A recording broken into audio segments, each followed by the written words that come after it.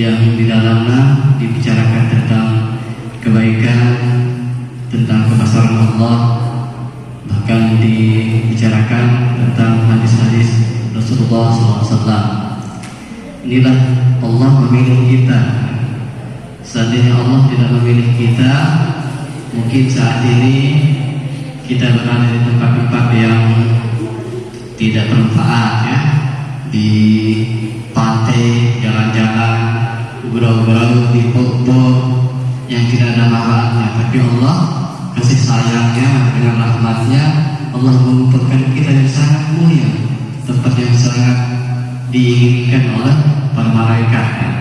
Di saat ini para malaikat sedang mencatat kebaikan kita, amal-amal ibadah kita sedang naik ke atas langit, dikarenakan kita sedang beribadah puasa sunnah. Kedua, tak lupa kita selawat serta salam kepada Nabi besar kita, yaitu Nabi Muhammad SAW, karena sebab beliau kita bisa mengenal Islam, mengenal iman, bisa mengenal Islam yang lurus, sehingga diperjuangkan Islam ini dari alam jahiliyah, alam kebodohan sampai alam terang benderang sampai saat ini. Itu kita baca selawat Allahumma sholli ala sayyidina Muhammad. Para siswa-siswi yang saya banggakan, kita akan membahas bagaimana kelebihan-kelebihan yang kita rasakan saat puasa sunnah. Pasti berbeda, ya, berbeda di saat kita berpuasa dengan di saat kita tidak berpuasa, ya. Pertama, kurang lebih ada 9 hikmah daripada kita istiqomah puasa sunnah. Pertama, meningkatkan ketakwaan kita kepada Allah SWT. Nah, disinilah diuji kita. Biasanya mungkin sifat marah, semua ditahan saat ini. Semua kebiasaan-kebiasaan buruk bisa kita tahan, bisa kita atur, ya. Salah satu penyebabnya adalah memang kondisi kita sedang lapar, sehingga tenaga mengurang, sehingga semua yang membuat kita emosi lemah, gitu ya. Yang nafsu ini bisa lemah dengan cara dikasih dia lapar, gitu. Kedua, beginilah rasanya orang yang sedang kelaparan, ya. Jadi hikmahnya, ya, salah satu hikmah. Beginilah rasanya orang yang sedang kelaparan, yang tidak pernah makan, sedang kehausan. Beginilah rasanya, gitu. Sehingga ada rasa sedikit kasihan gitu pada orang lain. Jadi Allah menguji kita kelaparan. Dalam setahun itu kita diminta untuk wajib berpuasa adalah 30 hari. Islam kita diminta. Kemudian dalam setiap pekan puasa sunnah itu Senin dan Kamis. Kemudian hikmah yang kedua adalah hikmah puasa bisa lebih qanaah. Qanaah itu dalam arti menerima apa adanya, gitu.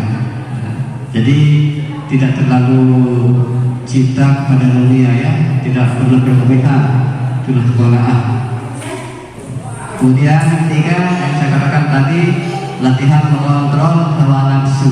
Sehingga bisa kita kontrol hawa nafsu kita. Itulah salah satu hikmah daripada mengosongkan perut, yaitu puasa sunnah. Kemudian yang keempat adalah hikmah puasa bisa saling berbagi. Nah, gitu. Terutama bulan puasa wajib, istilah kita saling berbagi, saling memberi, satu sama lain. Kemudian puasa juga baik bagi kesehatan jasmani. Nah, ini hikmah daripada puasa sunnah ini, ternyata menyehatkan jasmani kita. Coba mungkin ada yang punya penyakit, penyakit apalah, namanya asam lambung, apalah, mungkin istiqomah puasa sunnah, insya Allah dengan hikmah itu puasa sunnah ini akan menyehatkan badan kita, lebih ringan dalam membaca Al-Quran. Kalau kita sedang menghafal, lebih cepat dalam menghafal Al-Quran. Kalau kita sholat, lebih khusyuk sholat kita, lebih tenang jiwa kita, lebih tenang perasaan kita. Jadi itulah salah satu hikmah kalau kita istiqomah puasa sunnah. Ya, yang keenam juga selalu berusaha menjadi lebih baik. Yang ketujuh, meninggalkan kesenangan dunia. Jadi kesenangan sementara itu bisa kita tahan. Gitu. Apa yang tidak mampu kita makan bisa mampu, cuman belum waktunya. Apa yang paling enak, selama itu hujan, es, buah-buahan, makanan paling enak, kalau belum waktunya bisa kita tahan. Gitu. Yang hikmah puasa. Gitu. Para siswa-siswi yang saya banggakan, mudah-mudahan kita ini bisa tergolong menjadi orang-orang yang terpilih, bisa mengerjakan segala sunnah-sunnah Nabi dan perintah Allah SWT dalam kehidupan kita sehari-hari. Karena inilah jalan yang baik, gitu ya, jalan yang diridhai Allah SWT. Jadi tanamkanlah dini, berdoa kepada Allah, terutama perbaiki sholat kita ya, perbaiki sholat kita. Disinilah inti daripada segala amalan, tergantung pada sholat kita. Kalau sholat kita baik, maka semua amalan-amalan lain adalah diterima oleh Allah SWT.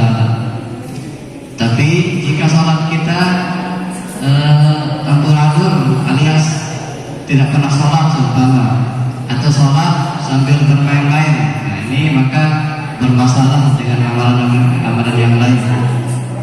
Itu apabila kita berhadapan dengan Allah, jangan sampai kita bermain-main. Jadi yang memberikan kita kesehatan siapa? Allah SWT. Yang memberikan kita makanan minum siapa? Semua datangnya dari Allah. Jadi tidak pantas kita bermain-main di hadapan Allah. Jadi hadapan kita, hadap kita kepada Allah tidak pantas seperti itu. Kalau hadap kita di hadapan Allah saja seperti itu, apalagi sama manusia. Itu gimana kita perbaiki hubungan kita sama Allah dengan sebaik-baiknya. Terutama jangan sampai tinggalkan sholat. Sholat adalah tiang pada agama. Kalau sholat ini kita tinggalkan, seolah kita telah meruntuh Islam itu sendiri. Itu jangan sampai kita tinggalkan karena sholat ini. Sholat yang dilakukan adalah wajib. Ya. Apa pengertian wajib? Harus. Apa pengertian harus? Nah, itu namanya sholat ini. Apalagi kita ini sudah akhir balik ya, sudah akhir balik, tidak ada alasan untuk meninggalkan sholat. Ada berapa tertib sholat Nabi? Ada berapa tertib sholat Nabi? Tertib yang tidak pernah ditinggalkan oleh Nabi, kecuali keadaan darurat. Kurang lebih ada tiga yang saya sampaikan ini. Pertama,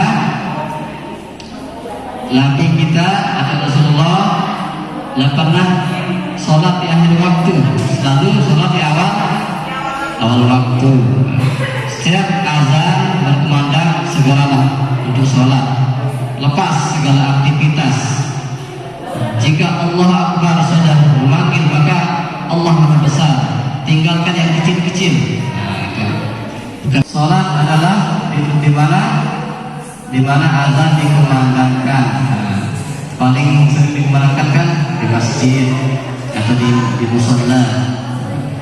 Ini tertib Nabi yang tidak pernah ditinggalkan.